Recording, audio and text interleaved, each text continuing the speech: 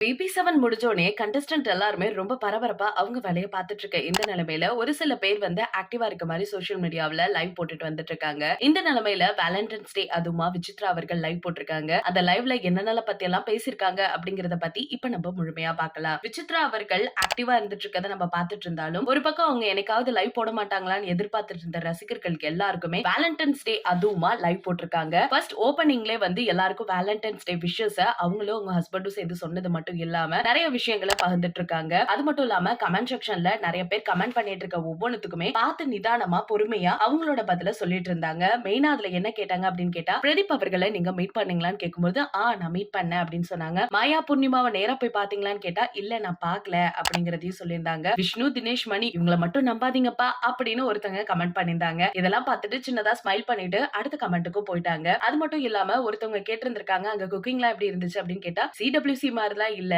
இங்க குக் பண்றதே கொஞ்சம் டிஃபரெண்டா இருந்துச்சு. அதுவும் எல்லாருமே சின்ன பசங்களா இருந்தாங்க அப்படிங்கறதுனால ஒரு சில விஷயங்களை அவங்க கிட்ட புரிய வைக்க முடியல அப்படிங்கிற மாதிரியும் சொல்லியிருந்தாங்க. சோ இன்னொருத்தவங்க அதை பேஸ் பண்ணி என்ன கேட்டிருந்தாங்கன்னா, CWC ஆரம்பிச்சாச்சு, சோ நீங்க அந்த சீசன்ல வரீங்களா இல்லையா அப்படின்னு கேட்கும்போது, கண்டிப்பா கெஸ்டா வரதுக்கான வாய்ப்புகள் இருக்கு அப்படிதான் நினைக்கிறேன் அப்படின்னு சொன்னாங்க. சோ இன்னும் சில பேர் என்ன சொல்லிருக்காங்கன்னா, பாருங்க இவ்ளோ கமெண்ட்ஸ் கொடுத்தா நீங்க 2 கமெண்ட் தான் படிச்சிட்டு இருக்கீங்க அப்படின்னு சொல்லியிருந்திருக்காங்க. அப்புறம் ஒருத்தவங்க மட்டும் கேட்டிருக்காங்க, அர்ச்சனா அவர்கள்ட்ட பேசுனீங்களா இல்லையா அப்படின்னு கேட்கும்போது, அர்ச்சனாவுக்கு நான் 10 டைம் கால் பண்ணிருக்கேன், சொல்லப்போனா 100 டைம் கூட கால் பண்ணிருப்பேன் தான் நினைக்கிறேன். ஆனா அவங்க ஒரு கால் கூட அட்டெண்ட் பண்ணல. சோ இத அர்ச்சனா கிட்டே நீங்க போய் கேளுங்க அப்படின்னு சொல்லியிருந்திருக்காங்க. அதே மாதிரி மாயா கிட்ட பேசுனீங்களான்னு கேட்கும்பொழுது, மாயாலாம் ஒரே ரிங்ல கால் அட்டெண்ட் பண்ணிடுவா. அப்படி அவ பாத்துட்டா உடனே எனக்கு கால் பண்ணியும் பேசிடுவா. சோ மாயா கிட்ட எல்லாம் நான் நல்லா தான் பேசிட்டு இருக்கேன். நியூ ப்ராஜெக்ட் எதுவும் இருக்கான்னு இன்னொரு கமெண்ட்ல கேட்க, இல்லப்பா சீக்கிரமா தெரிஞ்சிரும் அப்படிங்கிற மாதிரியும் சொல்லியிருந்திருக்காங்க. சரி இதெல்லாம் இருக்கட்டும், விஷ்ணு அவர்கள்ட்ட பேசிட்டு இருக்கீங்களா இல்லையான்னு கேட்கும்பொழுது, நிறையவே பேசுறான், அவன் பேசுறதை கேட்கவே முடியல, 24 மணி நேரமும் பேசிக்கிட்டே தான் இருக்கான். இன்னொன்னு ஒன் திங் சொல்லணும்னா, அவன் வாயே மூட மாட்டான் அப்படின்னு சொல்லியிருந்திருக்காங்க. ஆனா ஒரே ஒருத்தர் மட்டும் என்ன சொன்னாங்க அப்படின்னு கேட்டா, இது நமக்கான லைஃப், ரொம்ப சந்தோஷமா இருங்க,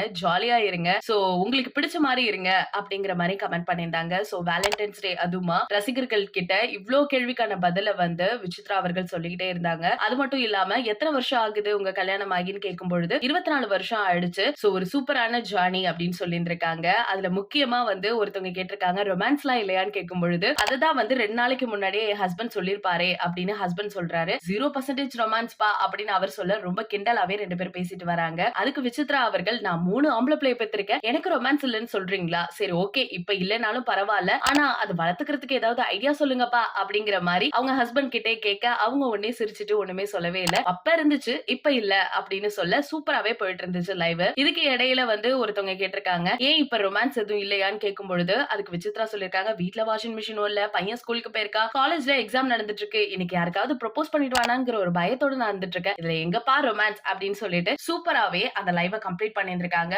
எல்லாருக்குமே ஒரு பிக் டாட்டா பாய் பாய் சொன்னது மட்டும் இல்லாம விசித்ரா அவர்களோட ஹஸ்பண்ட் அவர்கள் இந்த நாள சூப்பராவே கொண்டாடுங்க. முக்கியமா உங்க ஃபேமிலியோட, உங்க லவ்வர்ஸோட முக்கியமா டைம் ஸ்பெண்ட் பண்ணுங்க. உங்க கொலீக், உங்க ஃப்ரெண்ட்ஷிப் கூட இங்க லவ் பரிமாற்றம் பண்றதுக்கு ஒரு மிகப்பெரிய இடத்துல இருந்துட்டு இருக்கீங்க. சோ இந்த வேலண்டைன் டே உங்களுக்கு ஸ்பெஷலா இருக்கட்டும் அப்படிங்கிற மாதிரி சூப்பராவே லைவ்க்கு பாய் பாய் சொல்லிட்டு போயிருக்காங்க. இந்த செய்தி தான் சோசியல் மீடியால பயங்கரமா ஷேர் ஆயிட்டு வருது. இத பத்தி நீங்க என்ன நினைக்கிறீங்க அப்படிங்கிற உங்களோட கமெண்ட்ஸ மறக்காம ஷேர் பண்ணிக்கோங்க.